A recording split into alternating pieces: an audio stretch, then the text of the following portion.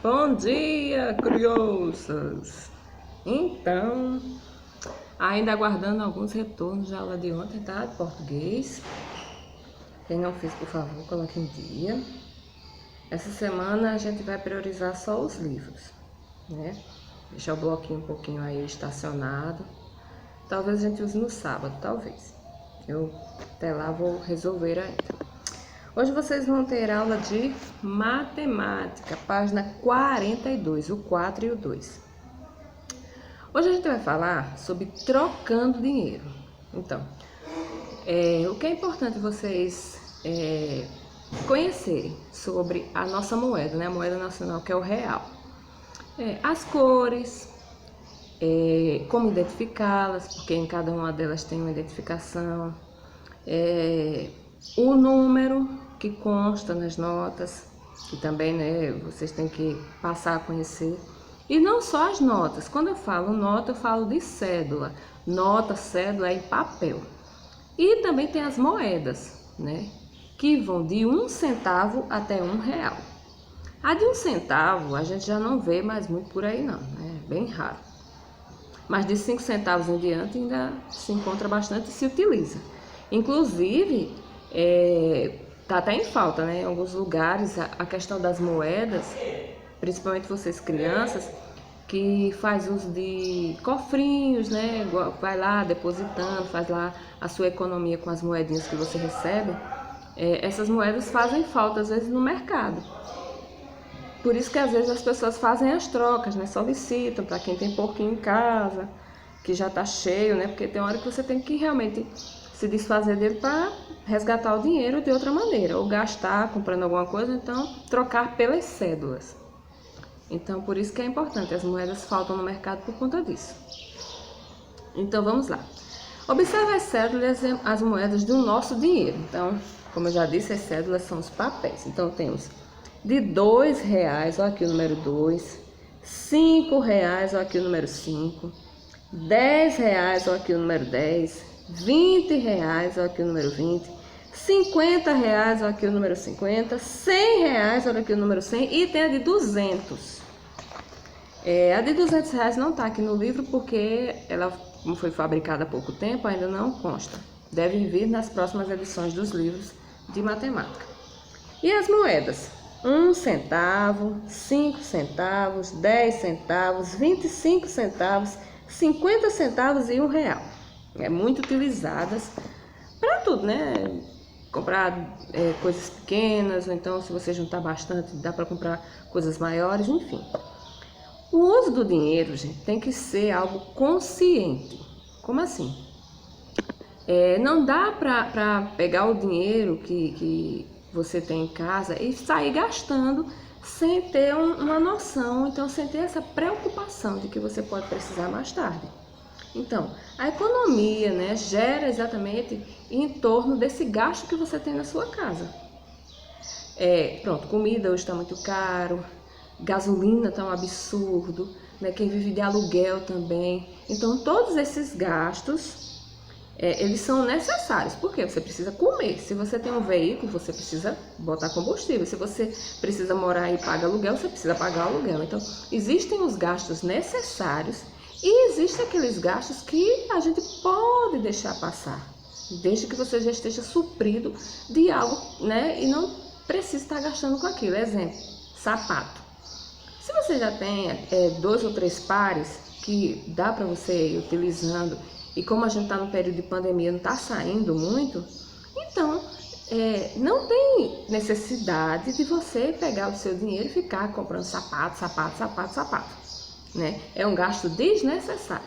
Bolsa, você tem aquelas 2 ou 3 bolsas também para ocasiões, tanto para trabalhar como para sair, fazer alguma atividade, vir para a escola, sua bolsa da escola. Então não tem necessidade de você ficar comprando bolsa todo mês. É um gasto desnecessário, né? Então, é aprender a utilizar o dinheiro de maneira consciente, que ele não falte e que ele também não seja utilizado com coisas desnecessárias, né? Essa é a questão da economia.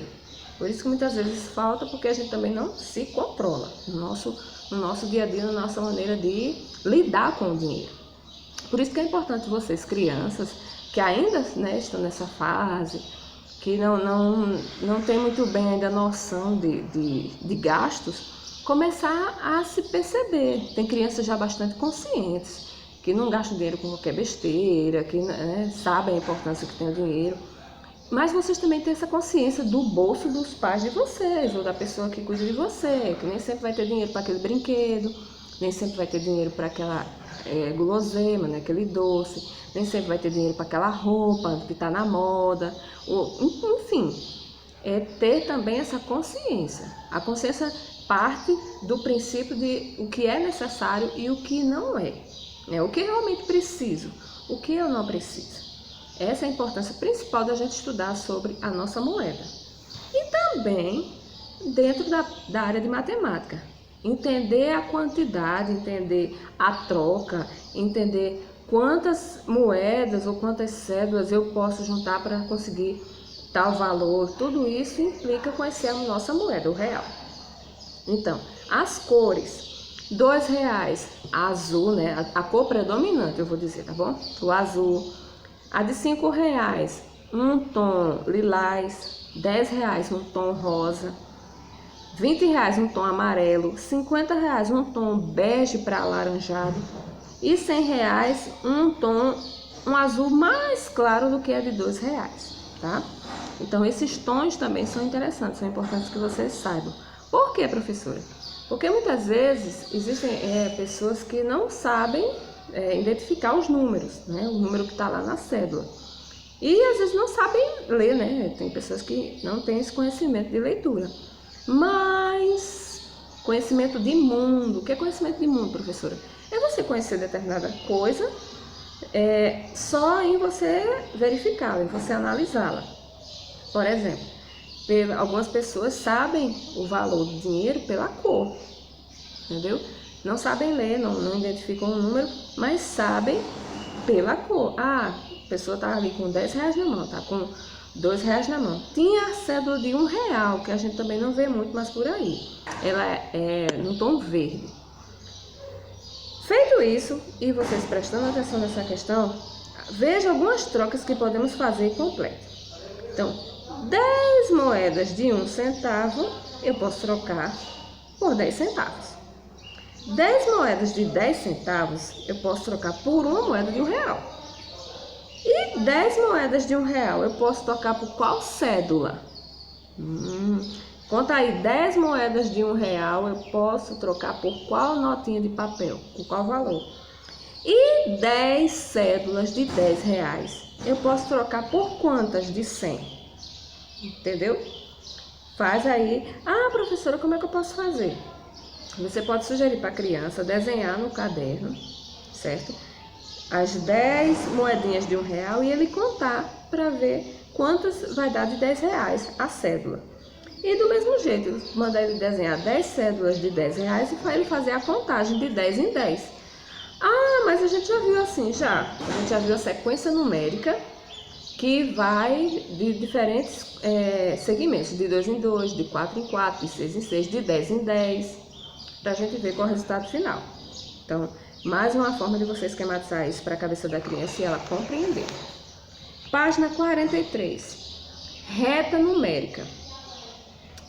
Esses próximos assuntos, eles são bem concisos, bem chutinhos, porque a gente de certa maneira já utilizou, e o que a gente vai utilizar é mais a título de revisão, tá? Então, faça o que se pede. Letra A, numere de 10 em 10 as casas desta rua. Então, o que é que a gente já viu? Sequência numérica, tá?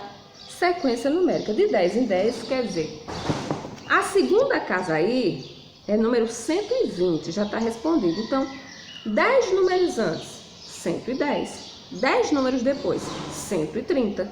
Lá pelo meio já tem ali, ó, 150. 10 números antes, 140.